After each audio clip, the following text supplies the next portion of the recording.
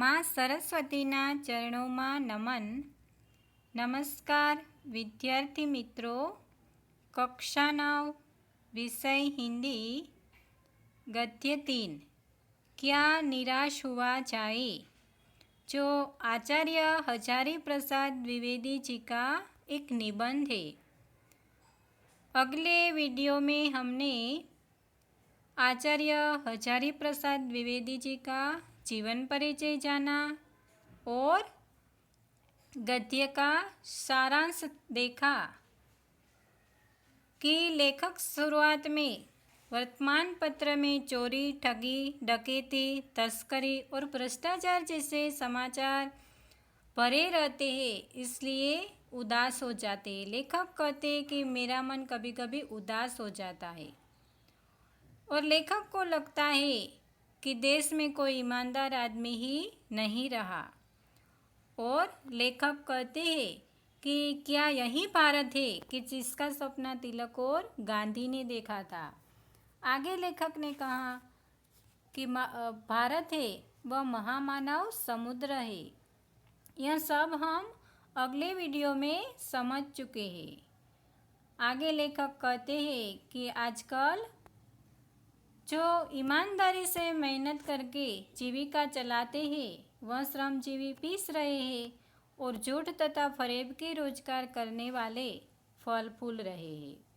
इसके आगे हमने देखा कि मनुष्य की उन्नति के लिए कई विधान बनाए गए, पर जैसे जैसे विधान बनाए गए उतनी ही मात्रा में मनुष्य के मन में लोभ मोह जैसे विकार भी विस्तृत होते गए और लक्ष्य क्या है वह बात लोग भूल गए।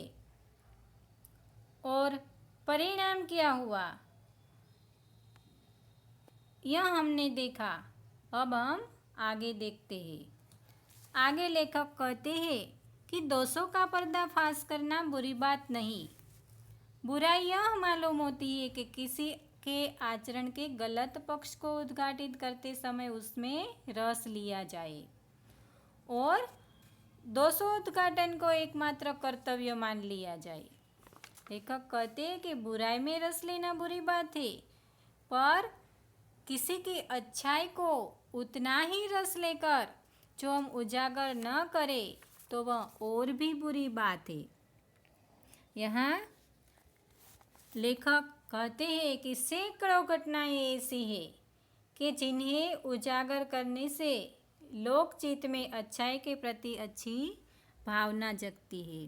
तो लेखक ने अपने जीवन में घटित घटनाओं का यहाँ वर्णन किया है। यहाँ तक का गद्य हम अगले वीडियो में समझ चुके हैं। अब इसलिए मैंने संक्षिप्त में बताया। अब हम आगे देखें कि लेखक अपने जीवन में घटित एक घटना का वर्णन करते हैं।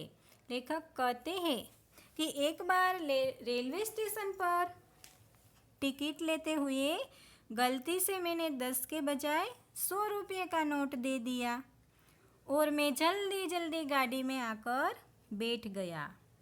थोड़ी देर में टिकट बाबू उन दिनों के सेकंड क्लास के डिब्बे में हर आदमी का चेहरा पहचानता हुआ उपस्थित हुआ और लेखक को भी पहचान लेते हैं टिकट बाबू और कहते हैं, बहुत बड़ी विनम्रता से कहते हैं कि यह मेरी गलती हो गई। लेखक के हाथ में 90 रुपये रखे और टिकट बाबू बोले कि यह बहुत गलती हो गई, आपने भी नहीं देखा, मैंने भी नहीं देखा। और पैसे वापस देते समय उनके चेहरे पर एक विचित्र संतोष की गरिमा थी। लेखक कहते हैं कि यह देखकर मैं चकित रह गया। तो ऐसी घटना जब बनती है तो मैं कैसे कहूँ कि दुनिया में सच्चाई और ईमानदारी लुप्त हो गई है। वैसे तो अनेक अवांछित घटनाएं भी हुई है, परंतु यह घटना ठगी और वंचना की अनेक घटनाओं से शक्तिशाली है। आगे एक दूसरी घटना के बारे में लेखक कहते हैं कि एक बार मैं बस यात्रा कर रहा था। मेरे साथ मेरी पत्नी और 3 बच्चे भी थे और बस में कुछ खराबी थी, रुक रुक कर चलती थी और गंतव्य से कोई 5 मील पहले ही एक निर्जन और सुनसान स्थान में बस ने जवाब दे दिया। बस रुक गई। तब रात के कोई 10 बजे होंगे। बस में बैठे यात्री घबरा गए और कंडक्टर ऊपर गया और एक साइकिल लेकर चलता बना। लोगों को संदेह हो गया कि हमें धोखा दिया जा रहा है। कंडक्टर को देखकर लोगों को हुआ कि हमें धोखा दिया जा रहा है और बस में बैठे लोगों तरह तरह की बातें शुरू कर देते हैं। किसी ने कहा कि यहाँ तो डकैती होती है, 2 दिन पहले इसी तरह एक बस को लूट लिया गया। अब लेखक तो परिवार सहित अकेले एक ही थे। उसके बच्चे पानी पानी चिल्ला रहे थे और पानी का कहीं ठिकाना न था और ऊपर से आदमियों का डर था। कुछ नौजवानों ने ड्राइवर को पकड़कर मारने पीटने का हिसाब बनाया। ड्राइवर भी डर गया। लोगों ने उसे पकड़ लिया और वह बड़े कातर ढंग से लेखक की ओर देखने लगा। ड्राइवर लेखक की ओर देखता है और कहता है कि हम लोग तो कोई उपाय कर रहे हैं, बचाइए, ये लोग मुझे मारेंगे। अब डर तो लेखक के मन में भी था, पर ड्राइवर की ऐसी भीरू मुद्रा को देखकर लेखक यात्रियों को समझाते हैं कि मारना ठीक नहीं है। परंतु यात्री भी घबरा गए थे। वह लेखक की बात सुनने को तैयार नहीं थे और कहने लगे कि इसकी बातों में मत आइए, धोखा दे रहा है। कंडक्टर को तो पहले ही डाकुओं के यहाँ भेज दिया है। अब लेखक भी बहुत भयभीत थे। फिर भी ड्राइवर को किसी भी तरह मारपीट से बचाते हैं। अब 1.5-2 घंटे बीत जाते हैं। लेखक के बच्चे भोजन और पानी के लिए व्याकुल थे।